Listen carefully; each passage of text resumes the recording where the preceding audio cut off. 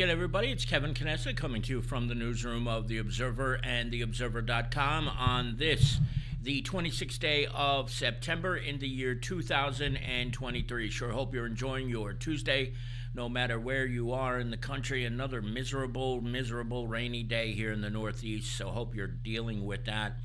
But it looks like it's going to get better as the week goes on, and by this time next week, it's supposed to be back in the 80s. So don't put away the air conditioners just yet. There is still some good weather to come. But as you do each and every Tuesday, you welcome me into your home so that I can bring you this week's news. And of course, as it has been all month long, this week's broadcast is brought to you by Handy Manny Inc. You know, I have known Manny Ventoso for 20 plus years, and the kind of work that he does in people's homes is as good as you'll ever see and you'll ever get. He's capable of doing major cleanouts in homes. He can paint your entire home, and he can do just about anything you need to be done in the course of a day almost. It's unbelievable how fast he is when he does this kind of work. So, do you need some kind of work in your house done like this? I want you to call Manny at 201-281-7975. 201-281-7975. Let him know the Observer sent you, and he will get you on the road to fixing up your house or whatever it is that you need done very, very quickly. The only thing I remind people all the time is you can't waste time because he's very busy. He's got a busy schedule. So I know I have to get painting done in my apartment, and I keep forgetting to send him the pictures and things like that. But he's going to get it done quick. He said he could probably do it in a day and at the best prices imaginable. So don't delay if you need to get the work done. Call Manny today. Now, before we get into the broadcast today, you see it, I have it on the screen right here. I'm going to put it up a little bit bigger. We would like to hear from readers, and we need you to submit questions. We have gotten some, but not many questions from our readers and viewers. And coming up on the 17th of October is the debate for mayor of Kearney between Mayor Santana, the interim mayor right now, Councilwoman Carol Jean Doyle, and Sidney J. Ferreira. The three are running to become the next permanent mayor of the town of Kearney to succeed Alberto G. Santos, who, as most of you know by now, resigned over the summer to take a judgeship in Hudson County Superior Court. Now, of course, you know I have plenty of questions to ask as I will be moderating the debate, but really the questions should be coming for you because we want to ask the questions that are significant and important to you, our readers, and the residents of the town of Kearney. So, if you have any, please submit them to editorial@theobserver.com. You see that on the screen. Now, if you have friends, loved ones, relatives, neighbors who are elderly and who do not have access to email, and they would prefer to mail them in, they can do that as well, or drop them off at our office, which is 39 Sealy Avenue, 39 Sealy Avenue, right here in downtown Kearney, New Jersey. Kearney Avenue is the cross street, and we will get to the questions that way. The one thing I do ask is that you let us know in your submissions whether you want your name to be used as part of the question. Some people would prefer anonymity, and I want to presume that anybody who has submitted a question absolutely wants their name to be used, so make sure you let us know when you submit the questions whether you want your name to be used as part of the debate. But that is coming up on the 17th of October at 7 p.m. Just as you watch this video, that's exactly how you'll be able to watch the debate. All three of the candidates will either be at home or in a location of their choice, and we'll be able to field those questions to anybody who so desires to ask them. So I'm really looking forward to that coming up later next month. This week, there was a couple of stories that really stuck out to me, and this one is one of my favorites every single year. Laura Compton, who is an art teacher in the Harrison School District. I think the majority of her work is done at Washington Middle School, but I don't want to say that with 100% certainty. Laura has also been a correspondent for us and has submitted a lot of her photos and stories that she's written over the years, whether it's about kids in Harrison. She also lives in Lyndhurst, so it's possible that she's done stories She has done stories on Lyndhurst. But each and every year in September, there is a program that is nationwide, started in Florida some years ago, called Pinwheels for Peace. And I have always found this to be one of the most visually stunning photos that we get every year from Laura. And if you've never seen it before, you see it on the screen right here. This photo, which you see now, was taken at Library Park in Harrison. And each year they go out and they take a gorgeous aerial picture of this day, where the idea is, hey, listen, we need more peace in this world. And isn't that the truth?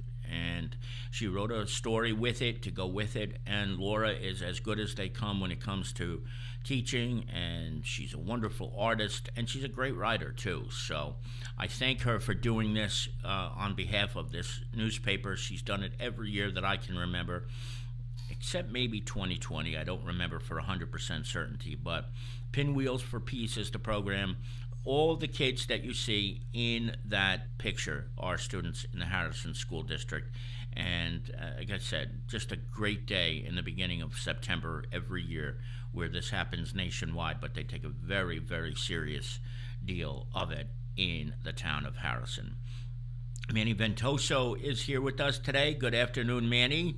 Hope you are staying dry. If you're in Boonton again, I know Manny was supposed to be working in Boonton, so I'm sure it's wet there too. And Carmen de Jesus is also with us. Carmen, always a pleasure to see you, Carmen. Thank you for popping by, the both of you who are here each and every week. Now, I just took myself off the screen accidentally. I'm going to take this down, and this is the lead story this week. I mean, for God's sake, Menendez indicted again.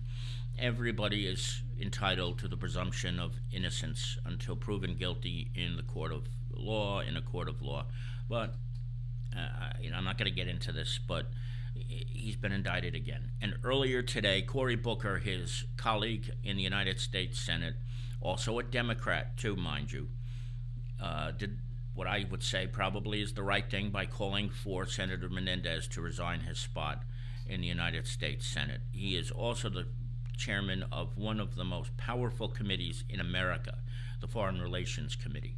And he has since stepped down, or at least taken a step back from that committee, which was per the suggestion of Senate Majority Leader Chuck Schumer in the Senate in Washington. The question remains now whether Menendez will do the right thing and resign himself. He spoke yesterday from Union City, New Jersey, and the one thing that was very, very noticeable about his presence at this press conference at Union City was that all of the people who were standing behind him yesterday, none of you knew who it was. None of you knew who it was, because they were all supposedly his friends, but not politicians. What you did not see at this press conference was Governor Phil Murphy. You did not see Hudson County Executive Tom DeGise or the presumed new Hudson County Executive Craig Guy. You did not see Brian Stack. You did not see any members of Congress, any members of any council, any mayors there.